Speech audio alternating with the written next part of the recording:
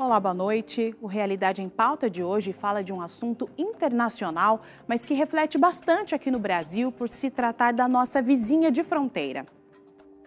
A crise da Venezuela teve início na era Chávez. Com a morte do socialista, Maduro assume poder depois de vencer uma disputa acirradíssima e bem contestada. No novo governo, a economia deu sinais negativos e houve também um crescimento da criminalidade. Protestos populares tomaram conta das ruas e a crise política e econômica tomou uma proporção do que temos acompanhado hoje. O Realidade em Pauta está no ar.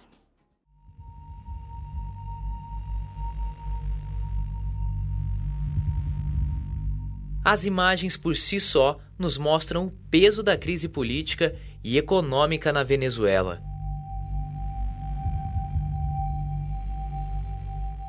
Fome, inflação em níveis exorbitantes, saúde precária, tudo isso somado à violência sem fim. O resultado, um país em colapso.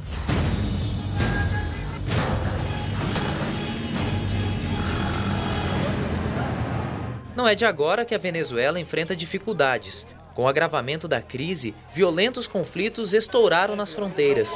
Os dois principais países que fazem fronteira com a Venezuela são a Colômbia e o Brasil.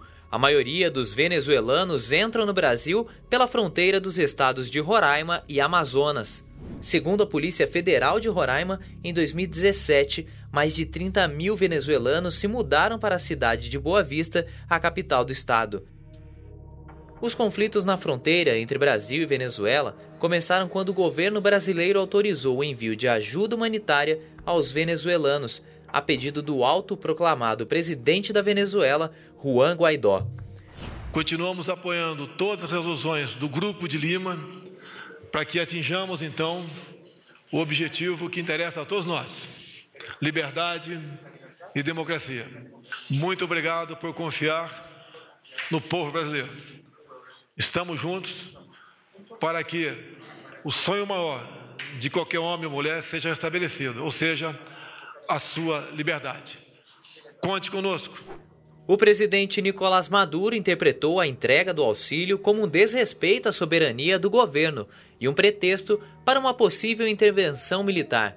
Foi aí que ele tomou a decisão de fechar a fronteira entre os dois países. A partir das 20 horas de hoy, jueves 21 de febrero, queda cerrada, total y absolutamente, hasta nuevo aviso, la frontera terrestre con Brasil. A fronteira virou um verdadeiro palco de guerra. De um lado, manifestantes contrários ao regime de Maduro, e do outro, a Guarda Nacional Bolivariana.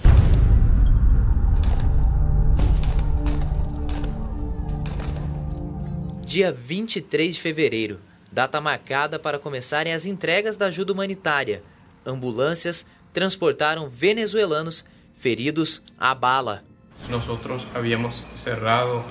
Fechamos a estrada pacificamente para deixar a ajuda entrar, mas eles nem tentaram falar com os nossos representantes. Eles simplesmente tomaram a decisão de entrar agressivamente. Mesmo com todos os obstáculos, o Brasil não desistiu de enviar auxílio.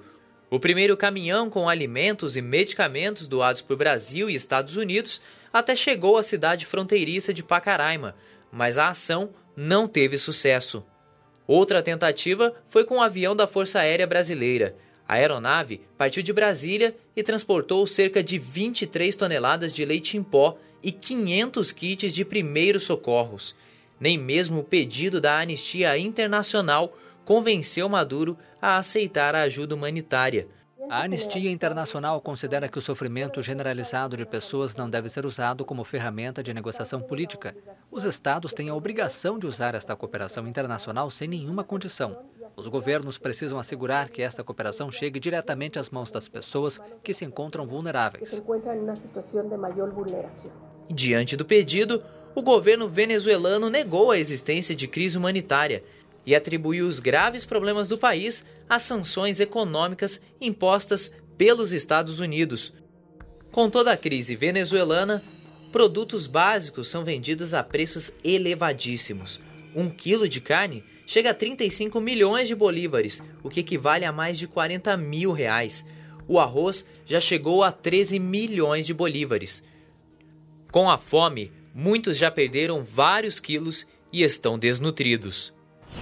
Eu perdi tudo. Fui recuperando porque me ajudaram. Me deram roupas. Mas preciso de sapatos porque não tenho nenhum. Perdi tudo. Nesse dia? Estávamos trabalhando. E o que você pensou quando isso aconteceu? Nos meus filhos.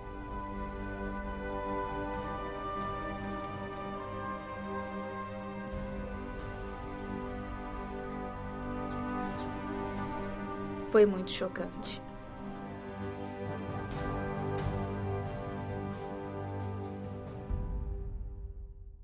E aqui no estúdio eu tenho o prazer de receber a especialista em Relações Internacionais, Letícia Andrade, que é professora do Instituto Nacional de Pós-Graduação, o INPG. Seja muito bem-vinda. Obrigada, Carol. Boa noite para você também. É sempre um prazer poder participar e conversar com vocês desses assuntos internacionais. Eu venho com muita alegria. Muito obrigada. Você também já está acostumado a dar entrevistas pela rádio, né?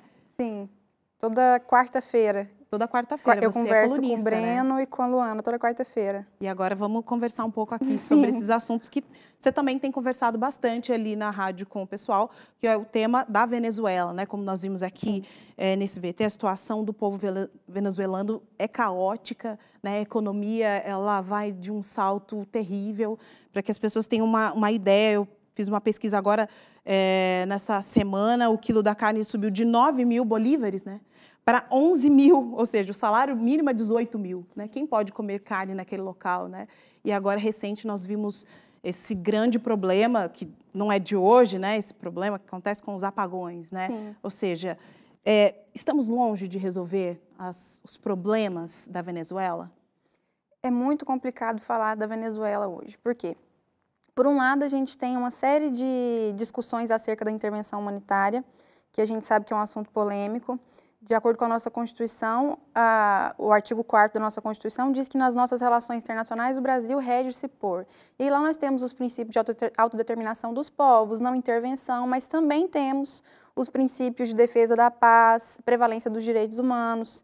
Do ponto de vista prático, mesmo quando a gente olha a Constituição, a gente tem mais elementos contra uma intervenção do que pró-intervenção. Sim. E por isso, não só pelo argumento de que é inconstitucional, mas também pelo fato de que no próprio direito internacional a gente tem mais resoluções da ONU pedindo a não intervenção do que a intervenção. Do que ao contrário. Sim. Então a gente fica de mãos atadas diante de uma situação que a gente sabe que é muito séria. Sem dúvida, o Maduro tem violado os direitos humanos na Venezuela, disso não resta dúvidas. E a gente se sente na obrigação, talvez por ser a potência aqui da região, né? A gente se sente na obrigação moral de fazer alguma coisa, de intervir humanitariamente que seja. Mas aí essa questão da intervenção vai esbarrar em todas as outras questões jurídicas e a gente continua de mãos atadas. Dizer se é um problema rápido de resolver e que o fim está próximo também é muito difícil. A gente sabe que é uma situação complexa, a gente torce para que se resolva da melhor maneira possível. Os Estados Unidos eles têm se posicionado para que essa visão de que o país precisa dessa ajuda humanitária, precisa dessa intervenção, é necessária, né? Então, e com isso ele tem tentado essas parcerias, mas dificilmente ele vai conseguir esse voto na ONU pela presença da Rússia, né? Que Sim. é pró-Venezuela, né? Então, tudo isso vai complicando a situação para que isso aconteça, né? Sim, no Conselho de Segurança a gente tem 5 membros permanentes. Esses 5 membros permanentes têm poder de veto. Então, qualquer decisão passa desde que todos eles votem favoravelmente. França, China... Estados Unidos, França, China, Rússia e Inglaterra. Uhum. Então, esses países têm poder de veto. Eles precisam todos ter a mesma decisão. A mesma decisão. E os Estados Unidos contam com um voto contrário, pelo menos da Rússia. A gente não sabe ainda a postura da China, porque como são potências opostos, geralmente eles tendem a equilibrar poder. Já tem aquela guerra comercial com os Estados Unidos, mas que está, assim, meio que entrando em acordo, então pode ser que a China também não se posicione a favor. Uma intervenção seria muito pouco provável, pelo menos nesse momento. E de que forma o Brasil poderia auxiliar nesse processo? Porque recente recebemos a visita aí do Guaidó aqui no país, né? O que simboliza a vinda dele para cá? Porque nós já vimos nos posicionado em favor, né, Sim, nós reconhecemos o governo interino ele como presidente, né? Sim. A visita do Guaidó é bastante simbólica. Primeiro porque para a gente significaria um alinhamento a um governo de direita, já que ele está representando o oposto do socialismo, ele representa um governo de direita. Sim. Então, a visita dele, a vinda dele ao Brasil, à Colômbia, isso mostra que ele está alinhado com esses governos de direita que estão no poder no Brasil e na Colômbia, no momento, né?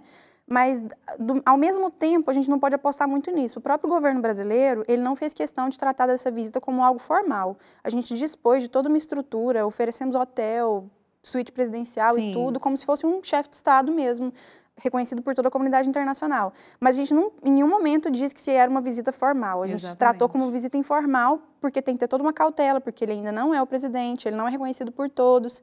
Querendo ou não, se o Maduro foi considerado um golpista em maio do ano passado, quando ele fez aquelas eleições que não foram nada transparentes, olhando do mesmo ponto de vista, o Guaidó também seria um golpista. Então, a gente tem que tomar cuidado com isso, né? E, pra gente, dizer que reconhecer ele agora é um pouco perigoso. Por quê também? Quando ele assumir o poder, se ele vier assumir o poder um dia, ele tem que tomar todo o cuidado também para convocar novas eleições. Sim. É o que seria o correto de se fazer. Para estabelecer um sistema democrático. Para falar que realmente ali a gente tem uma democracia. Entendi. Se hoje a Venezuela ela recebe uma intervenção militar, não do Brasil, mas de países interessados, né? O maior agente hoje é os Estados Unidos, mas enfim, outros interessados. De que forma o Brasil é afetado nesse processo, já que nós estamos aqui na fronteira e tem toda uma questão que a nossa fronteira tem a ver também com a floresta amazônica, está bem ali nesse processo. De que forma seríamos atingidos com isso? A principal forma de impacto seria do ponto de vista social, por conta do fluxo de refugiados que tenderia a aumentar ainda mais. Já é um fluxo considerado alto, né? Não só nós, inclusive tem outros países recebendo mais refugiados do que nós. A Colômbia recebe mais refugiados do que o Brasil. Então, do ponto de vista social, a gente teria alguns problemas sérios com refugiados venezuelanos ali na fronteira. Por quê? Porque eles estão justamente na parte mais esquecida do Brasil, mais sofrida do Brasil, onde já faltam políticas públicas, onde as pessoas já não têm acesso à educação, à saúde. Então, esse inchaço dos serviços geralmente providos pelo governo tendem a ficar ainda piores, por conta da maior entrada de gente e o sistema não é capaz de absorver. A fronteira da Venezuela com a Colômbia também foi palco de grandes conflitos. O autodeclarado presidente interino, Juan Guaidó, pediu também apoio para a Colômbia. E, mais uma vez, Maduro impediu a chegada de ajuda humanitária. A fronteira entre Venezuela e Colômbia também foi palco de conflitos armados. Brigas entre manifestantes e forças de segurança aliadas a Maduro.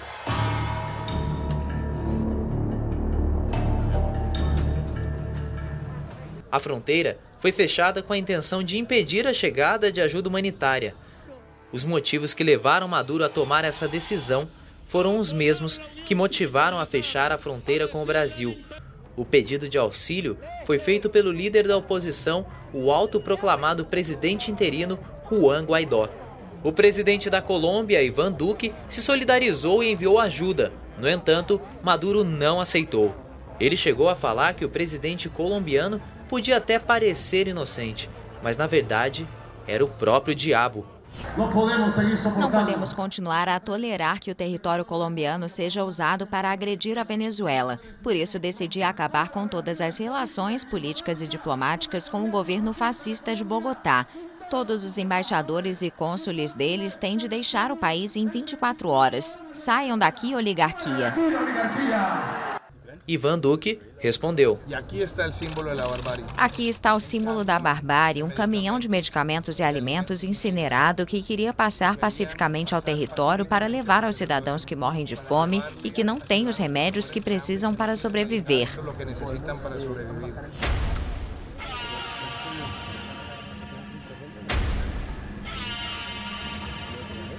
O clima de tensão nas fronteiras existe desde o início da crise na Venezuela, só que com o agravamento da situação, os conflitos armados aumentaram ainda mais.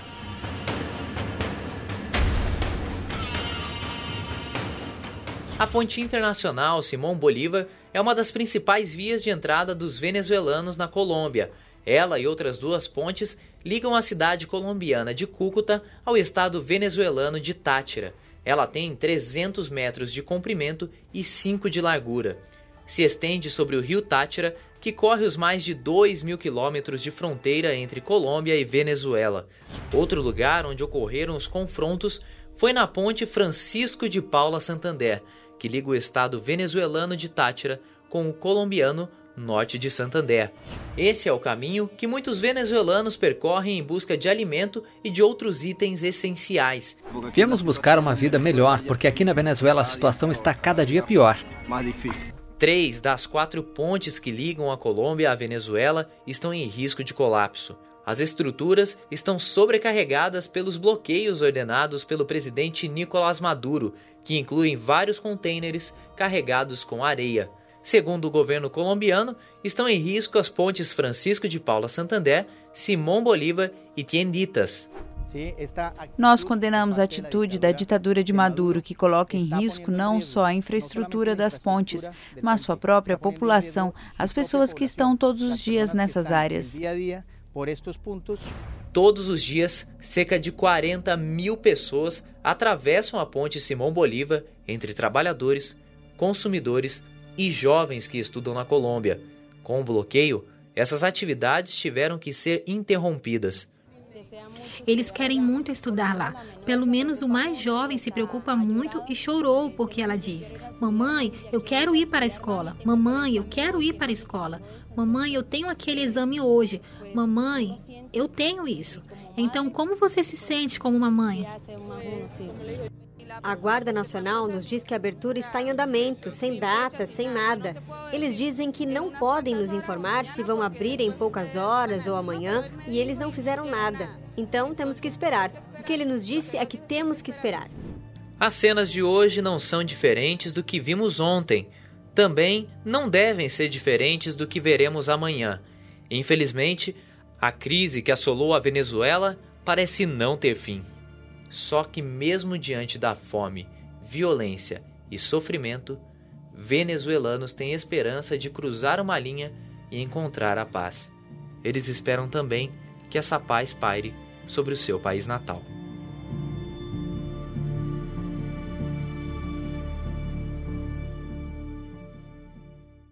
E a gente volta aqui para a nossa conversa com a Letícia Andrade, que é especialista em relações internacionais. Letícia, a gente estava aqui traçando um quadro, um panorama ali da crise da Venezuela e como tudo isso pode impactar o Brasil de alguma forma, né? Muitos perguntam, né, se isso um dia poderia acontecer no nosso país. Nós temos um cenário democrático, nós temos uma Constituição forte, estabelecida. Você acredita que isso um dia poderia acontecer no Brasil?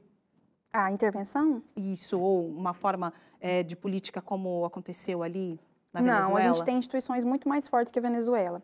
A Venezuela tem problemas sérios na democracia por conta da debilidade das instituições que eles têm, né? Então, a gente percebe que no momento, por exemplo, o Maduro tem ao lado dele as Forças Armadas, parte do Supremo Tribunal Federal. Então, essas instituições são todas fracas do ponto de vista de assegurar que exista realmente democracia no país. Isso não acontece aqui no Brasil.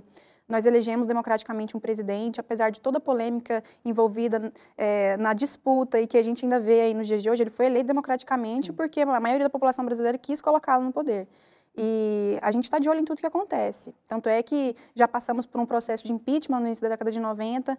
Não chegamos a passar porque o Collor pediu exoneração do cargo antes, né? A Dilma foi até o final, sofreu impeachment. Então, a gente tem instituições fortes capazes de assegurar que a democracia realmente funcione no Brasil. E nós, apesar de termos uma democracia que ainda não se compara, por exemplo, à democracia que existe nos Estados Unidos, sim, nós temos uma democracia consolidada, sim. Ainda assim não chegaria nesse ponto extremo, né? Agora, um dos aspectos importantes que fizeram com que essa crise estourasse, né, se tornasse política, antes disso, ela iniciou na crise econômica, né?